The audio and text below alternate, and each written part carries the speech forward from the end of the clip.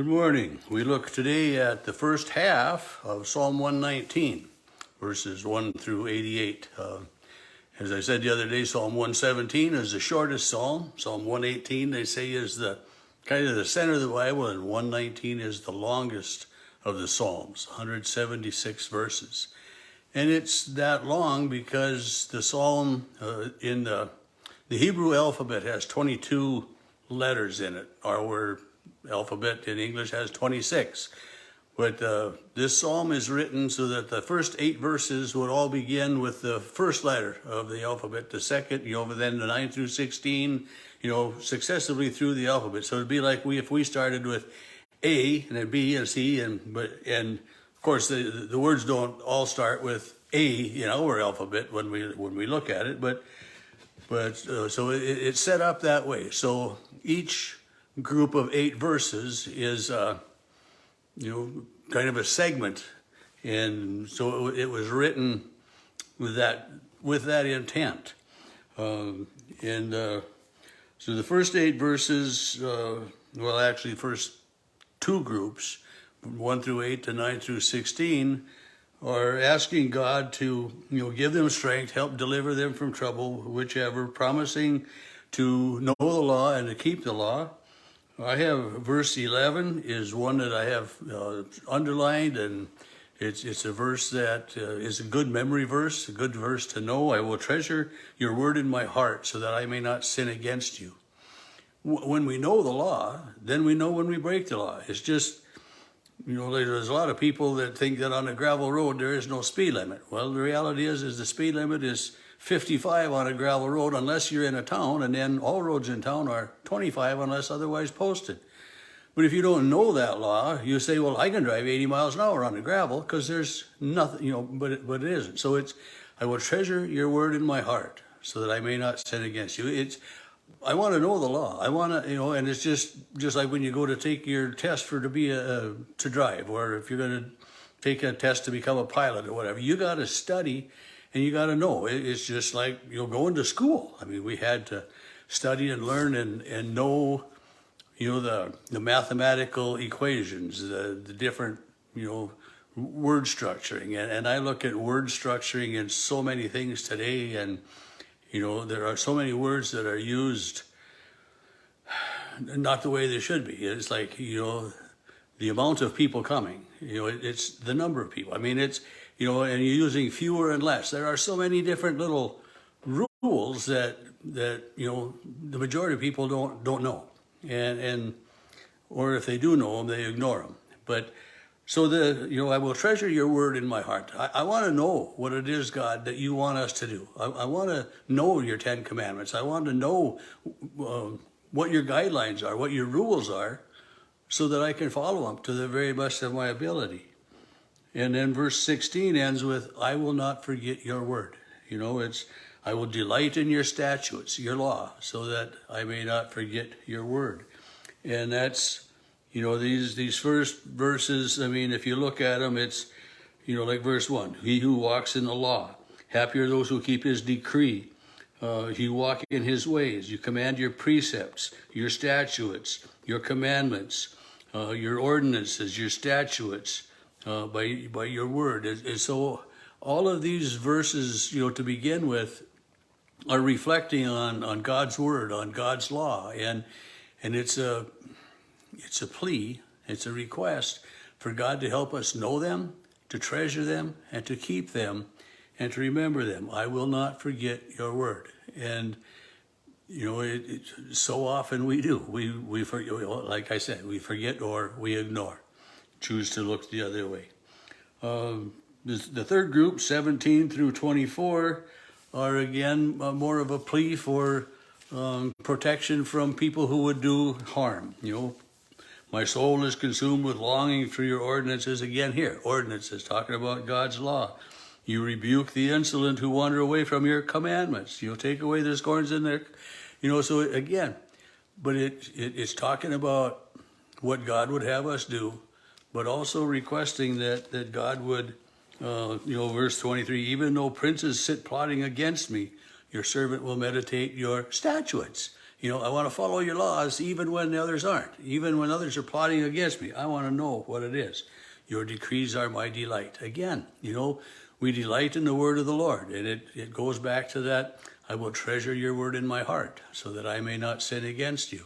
And it's just like growing up. I mean, there were certain things in my mom and dad's house that, this is the way it is. And we knew those laws. And I'm sure that each and every one of you had those same rules of the house. And you were expected to know them and obey them. Your parents didn't have to remind you every day.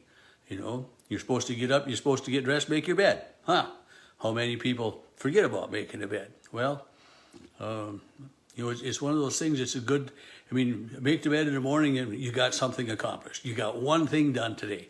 And if nothing else goes right the rest of the way, you got one thing accomplished, and it's just, we have set patterns of how we live. We have habits that we do. And it's good to have those. And a good habit to know and to have is to come to God, to know God is with us, and to reach out to God. And this morning I got a friend that's having surgery on his knee, and I've been, keeping him in my thoughts and prayers this morning. And surgery he's supposed to be there at 7:15. So how are things going? I don't know, but it's one of those things that I know that when I talk to God about it, that it helps me. And then I shared this with my friend, and he said, thank you for it means it makes a difference that way. So we know when we follow God's laws and we come to God in times of need and distress. The fourth group, 25 through 32, are the person's stating that I'm going to follow the law to the best of my ability again. Strengthen me according to the word. Graciously teach me your law. I have chosen the way of the faithful. Set your ordinances before me, that I may cling to your law and not be put to shame. So it's, help me to follow him. I want to know him. I want to trust him. I want to do him. But again, asking God's help to do that. Verses 33 through 40 are, again, teach me your ways, I will observe it. Give me understanding. Help me to know why your laws are good for me. It's just like, driving 85 miles an hour on a gravel road isn't a good idea, because you can hit a slippery patch and boom, you're gone. So the law is there to protect us. The law is there to keep us as safe as possible. Help me to understand that, just because my speedometer goes to 140 doesn't mean I should see if I can do it. The law is, this is your speed limit. And, to help me understand why these are in my life. Lead me in the paths of your commandments so I may delight in it. That's kind of the treasure your word in my heart, again. And turn away the disgrace I dread, for your ordinances are good. And so, just continually through all of these verses, we hear, the law, the decree, the command, the ordinance, the statute. We're reminded that God has set these laws for us. And, I almost said guidelines, and they're guidelines, they're rules, they're the way we are to interact with from ourselves to God and from ourselves to others around us. It's the way we are to live. Starting at verse 41, that next group, 41 to 48, is these people that are taunting me and mocking me, Lord, give me strength and to put up with it. Do not take the word of truth utterly out of my mouth, for my hope is in your ordinance. I will keep your law. I will walk with liberty. I will speak of your decrees before kings. So again, it's, help me in the times when others are speaking against me and against you. Verse 48, I will revere your commandments, which I love, and I will meditate on your statutes. Revere them, respect them, honor them, trust them, hold them as dear to my heart. And this is what we are to do. Something just popped up on my screen and I don't understand what it talks about. Anyway, The next group, 49 to 56, express the psalmist's confidence in God's love and God's grace in this time of the persecution or the taunting or someone, this is comfort in my distress. The arrogant utterly deride me. Hot indignation seizes me because of the wicked, those who forsake the law, and so again, the psalmist continually reaches out to God, and that we find that all the way through the Psalms, that, we're reaching out to God in prayer, praise, requests, gratitude, asking for strength, praying for healing. It's the reaching out to God. Verses 57 to 64, that section, the this would be the seventh section we're looking at, is again the statement of devotion to God's law. The Lord is my portion. I promise to keep your words. I implore you with favor. Be gracious to me. I turn my feet to your decrees. Help me not to delay, to keep your commandments. So again, it's just, I need you, God, to help and lead and guide my life. And it then leads to me to be thinking that when we put our trust in God and when we are led by God, we are so much more confident in our lives, and we're so much more content with our lives.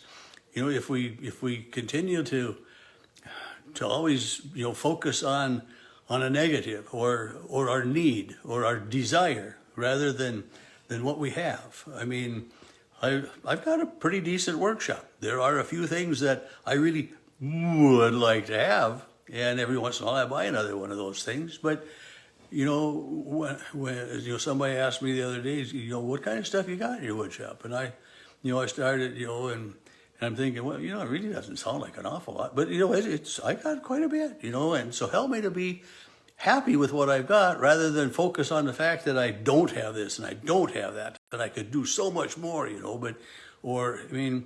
so help me to focus on the positives, and then it's, verse 61, though the cords of the wicked ensnare me, I do not forget your law. At midnight, I rise to praise you. And it is, we all know people that are kind of chronic complainers.